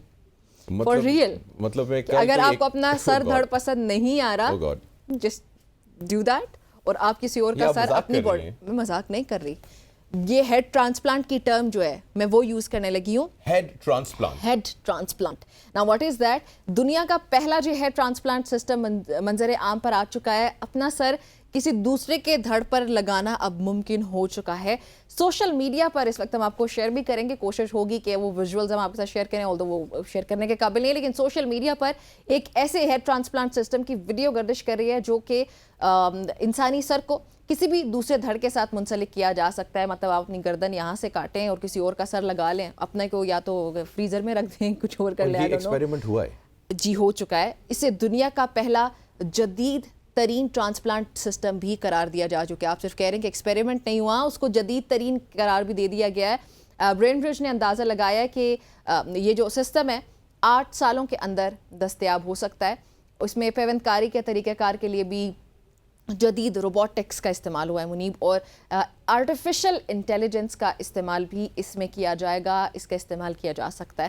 یہ نیوز آج میرے ذہن میں تھی, and I just wanted to share it with you guys. I am still in shock کہ مطلب کہ اب جو ہے وہ ایک سر بھی چینج کیا جا سکتا ہے. اور آپ نے سٹارٹ میں کہا, مطلب I'm sure وہ آپ نے تو مذاق میں کہا ہوگا کہ مطلب اگر آپ کو اپنی شکل پسند نہیں ہے, لیکن یہ تو I'm sure کوئی میڈیکل کنڈیشن کی وجہ سے ہوگا نا, کوئی اسپیسیفک, یا مطلب ایستھیٹکس میں یوز ہوگا اب یہ. دیکھیں جو یہ کیسے ہو سکتے ہیں, ہو سکتا ہے میڈیکل ریزنز بھی ہو سکتے ہیں, لیکن ٹرانسپلانٹس یوزلی لوگ بیوٹیفیکیشن کے لیے بھی کرواتے ہیں. اب دیکھیں فیس کی سرجریز جو ہو رہی ہوتی ہیں یا ٹرانسپلانٹس ہمارے سامنے اکثر آ رہے ہوتے ہیں, تو ان کے ملٹیپل ریزنز ہوتے ہیں. یہ جو آرٹیفیشل انٹیلیجنس کو یوز کرنا, روبوٹکس کو یوز کر کے ڈفرینٹ ریزنز ہیں, میڈیکل ریزنز بھی اس کا ایک فیکٹر ہے. دس از کوائٹ انبلیویبل. لیکن جس طرح سے جو ہے وہ ٹیکنالوجی اور جو ایڈوانسمنٹس ہو رہی ہیں ہر روز جو ہیں, یہ بالکل پاسبل ہے. اور ٹیکنالوجی کی بات کر رہے ہیں تو جاپان نے دنیا کی پہلی جو ہے 6G ڈیوائس کی رونمائی بھی کی ہے, جو کہ موجودہ 5G نیٹ ورک سے 20 گنا جو ہے تیز ٹرانسمیشن کی جو ہے وہ رفتار رکھتا ہے. جی 6G پہ چلیں گے, ہمارا 3G نہیں چلتا, ہم 2G پہ چل رہے ہیں, ہمارا 3G نہیں چلتا.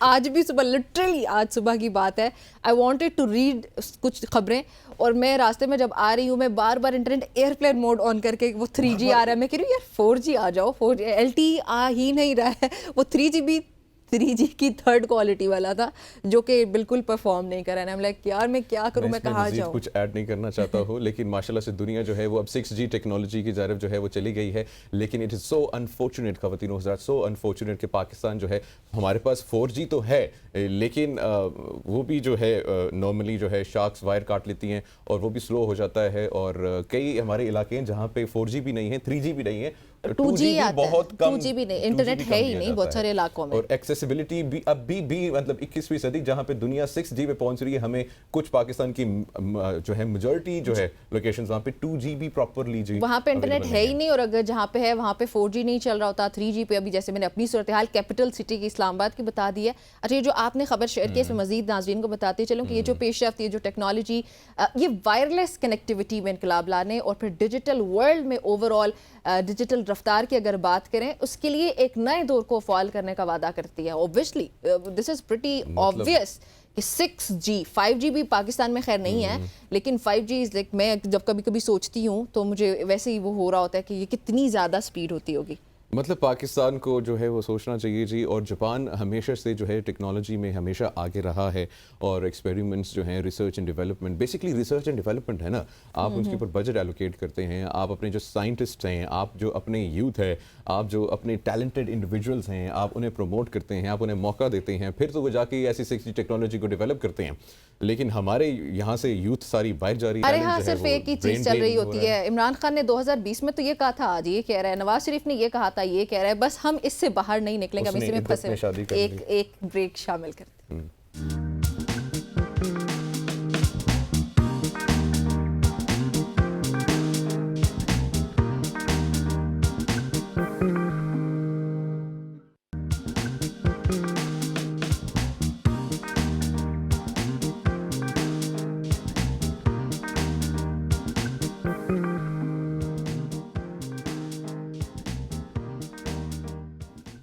سے بات مزید تفصیلات یا ڈیٹیل میں بات کرنے کے لیے ہمیں جوائن کیا جی مولانا سید ریاست حسین شاہ صاحب نے. ریاست بھائی السلام علیکم, کیسے ہیں آپ؟ السلام ورحمۃ اللہ. اچھا, جو سب سے پہلا میرا سوال ہے نا, جو کہ ابھی نمرا نے پڑھا ہے کہ ایک بار فرض ہے مومنوں کے, مسلمانوں کے اوپر حج, تو ہم مطلب ایک جنرلی پوچھ رہا ہوں, ویسے تو اللہ کی اجازت ہے جس کو استطاعت ملی وہ بار بار بھی کرے, لیکن ایک بار فرض ہے تو وہ لوگ جو بار بار کرتے ہیں, اگر وہ, میری ویسی پرسنل اوپینین ہے, کسی اس شخص کی اس کو حج کرا دیں جس کی استطاعت نہیں ہے.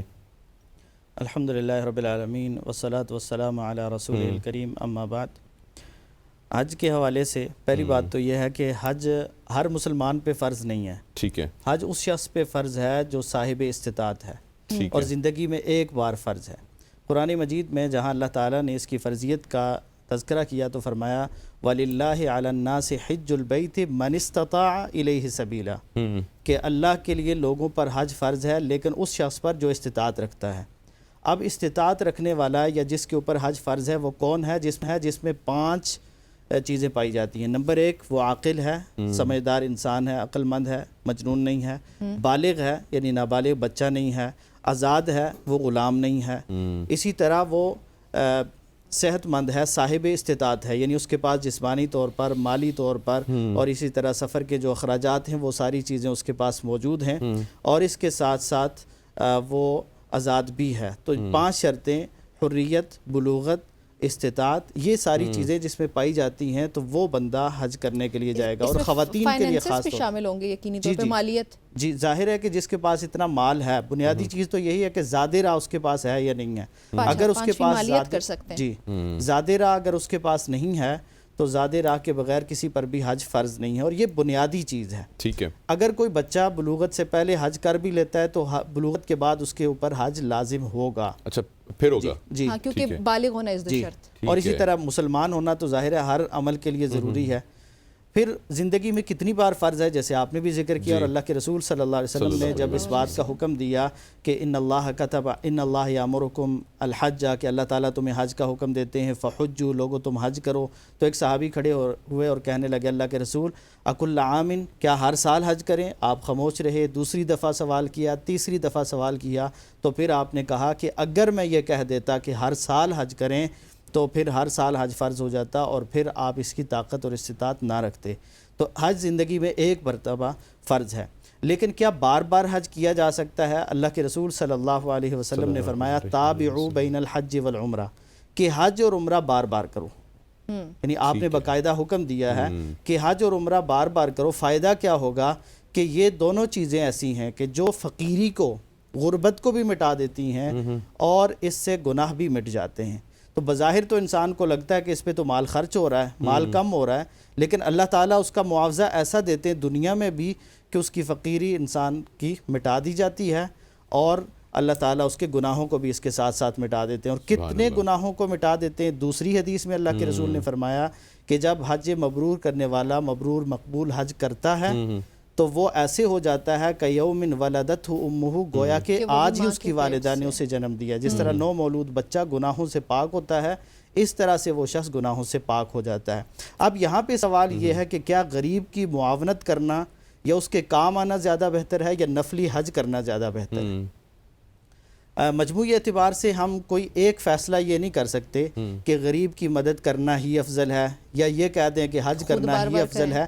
یہ دیکھا جائے گا کہ اگر آپ کا بھائی ایسا فقیر الحال ہے کہ اس کے پاس کھانے کو کچھ نہیں ہے اور آپ ہر سال حج کے لیے جا رہے ہیں تو اس کی مدد کرنا زیادہ بہتر ہے.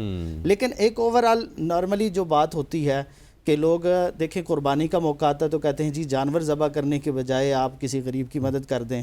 حج عمرے کا موقع آتا ہے تو وہ کہتے ہیں کہ یہ کرنے کے بجائے آپ غریب کی مدد کر دیں. ایسے موقع پر ہمیں غریب یاد آتا ہے، لیکن اس وقت ہمیں کیوں نہیں یاد آتا جب ہماری شادی کے فنکشن ہو رہے ہوتے ہیں، جب ہماری مختلف تقریبات اور فضول خرچیاں ہو رہی ہوتی ہیں، تو اس وقت ہمیں یہ یاد کیوں نہیں آتا. تو بہرحال جس کو اللہ تعالیٰ نے استطاعت دی ہے وہ دوسروں کی مدد بھی کرے، دوسروں کو حج بھی کروائے، لیکن خود بھی اگر جا سکتا ہے تو وہ حج پہ جائے. یہ اس کے لیے اچھا آپ نے ٹرم یوز کی تھی اور میں نے بھی ذکر کیا تھا حج مبرور. جی یہ ہمارے ناظرین کے لیے بتائیں کہ یہ کسے کہتے ہیں؟ حج مبرور اصل میں وہ حج ہے کہ جسے ہم کہتے ہیں نا حج مقبول. لیکن یہ مقبول کون سا ہوتا ہے؟ جسے حلال مال سے کیا جاتا ہے، جسے اخلاص کے ساتھ کیا جاتا ہے، اور جس حج پہ جانے والا وہ لوگوں کو دکھانے کے لیے، حاجی بننے کے لیے، الحاج کہلانے کے لیے حج نہیں کرتا، بلکہ اللہ تعالیٰ سے معافی مانگنے کے لیے اور اپنے گناہوں کو معاف کروانے کے لیے یہ حج کی تکلیفیں اور مشقتیں برداشت کرتا ہے.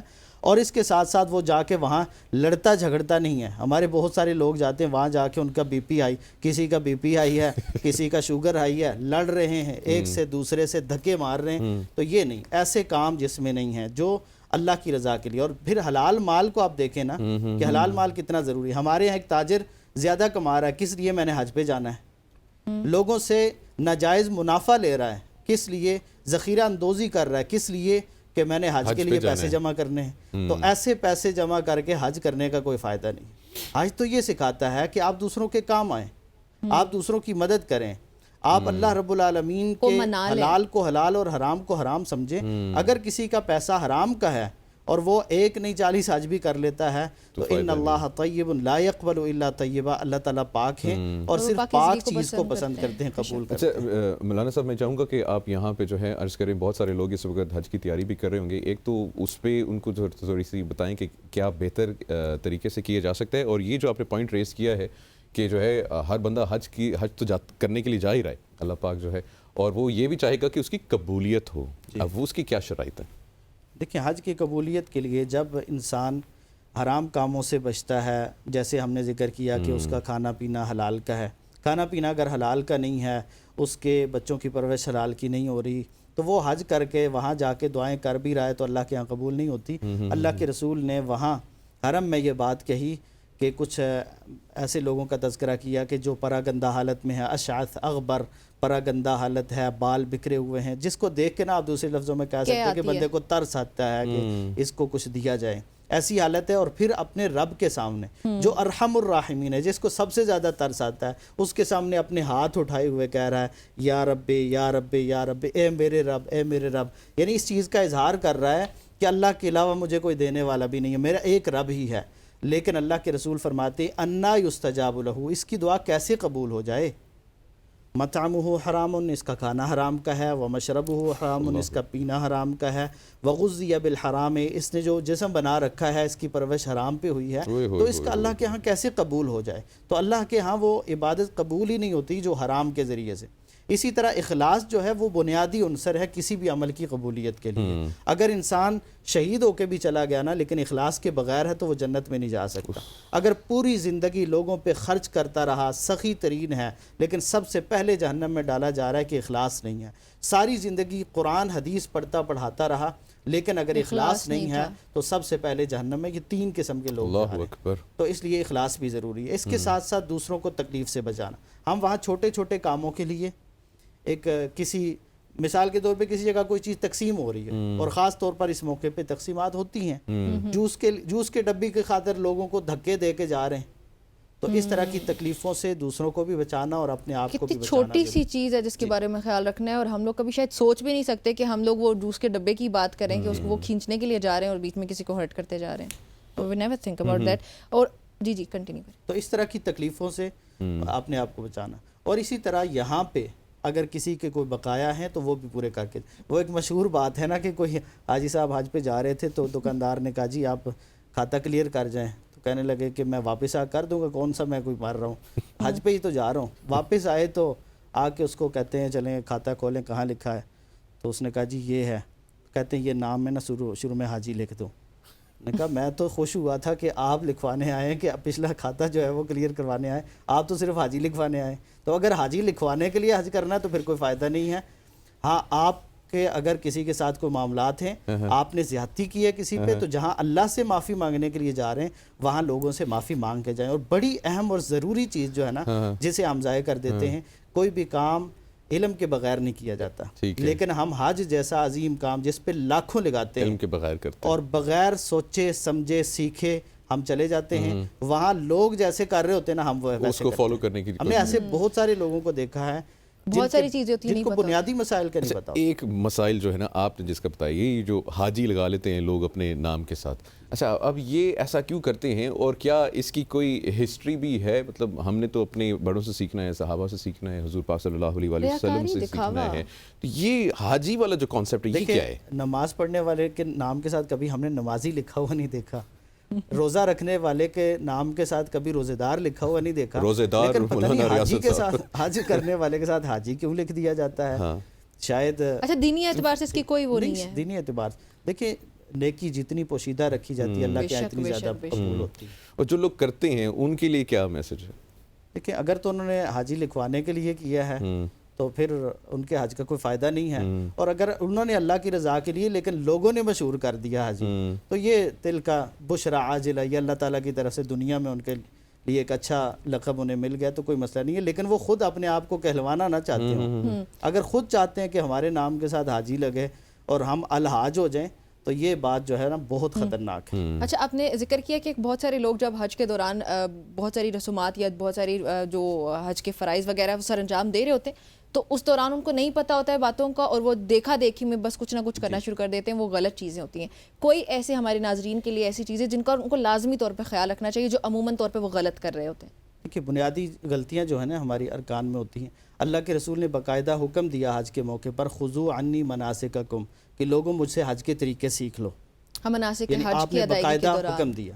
اب ہمارے لوگوں کو پہلے تو یہ نہیں پتا ہوتا کہ ہم نے احرام کہاں سے باندھنا ہے اور احرام میں لوازمات کون کون سے ہیں، احرام میں ہم نے کن چیزوں سے بچنا ہے اور کون سے کام کر سکتے ہیں. تو یہ جن کو محظورات احرام ہم کہتے ہیں جو احرام کی حالت میں ممنوع کام ہیں تو ان کو بھی سیکھنا چاہیے. اور احرام کہاں سے باندھنا ہے، ہمارا میقات کون سا ہے، اس چیز کا بنیادی.